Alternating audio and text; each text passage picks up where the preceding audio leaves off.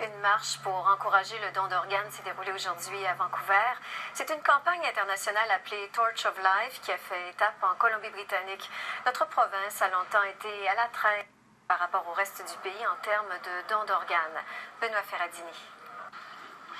C'est une rencontre improbable. Ces deux hommes ont perdu frère et fils dans des circonstances tragiques. Leurs histoires ont été portées sur le grand écran. Deux morts qui, grâce au don d'organes, ont sauvé 13 vies.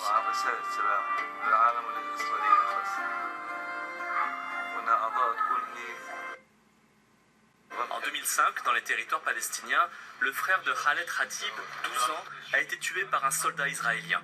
Ses organes ont été greffés sur des enfants israéliens.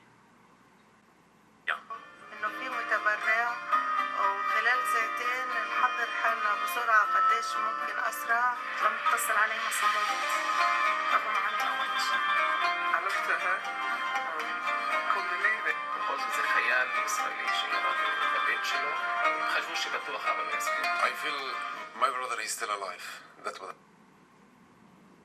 Like when I went to visit the people who receive it, I feel like I'm staying with my brother. Je sens que mon frère est encore vivant, dit Khaled Khatib. Quand je vois la fille qui a reçu son cœur, j'ai l'impression de voir mon frère. Et s'il est invité à Vancouver, c'est que la province peine à recruter des donneurs. 85% des Britanno-Colombiens soutiennent le don d'organes, mais seuls 18% d'entre eux s'inscrivent.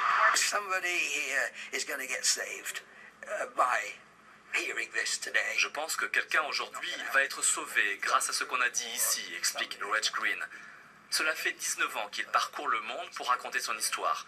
Son fils, Nicholas, avait 4 ans quand il a été assassiné pendant un voyage en Italie.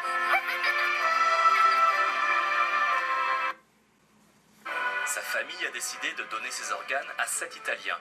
L'affaire a fait grand bruit et dans les années qui ont suivi, le taux de don d'organes a quadruplé en Italie.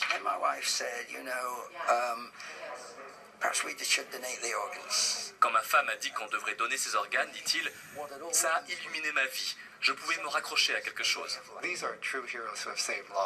Les donneurs d'organes sont de vrais héros, dit ce médecin qui côtoie les greffés des reins depuis 20 ans.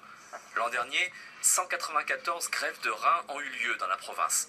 Après avoir été en retard sur le reste du pays, la Colombie-Britannique a finalement augmenté son taux de donneurs d'organes en 2012 et dépassé les autres provinces.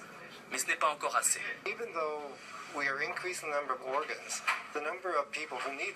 Même si on augmente le nombre de donneurs, explique-t-il, ceux qui ont besoin d'une greffe des reins sont toujours plus nombreux.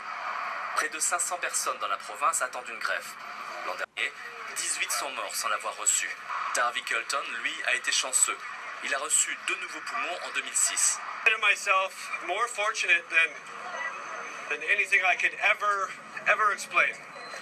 Ma famille dit que j'ai gagné à la loterie, dit-il. Je me considère vraiment chanceux. Et cela fait maintenant 7 ans qu'il n'hésite pas à donner son temps pour recruter d'autres donneurs. Benoît Ferradini, Radio-Canada, Vancouver.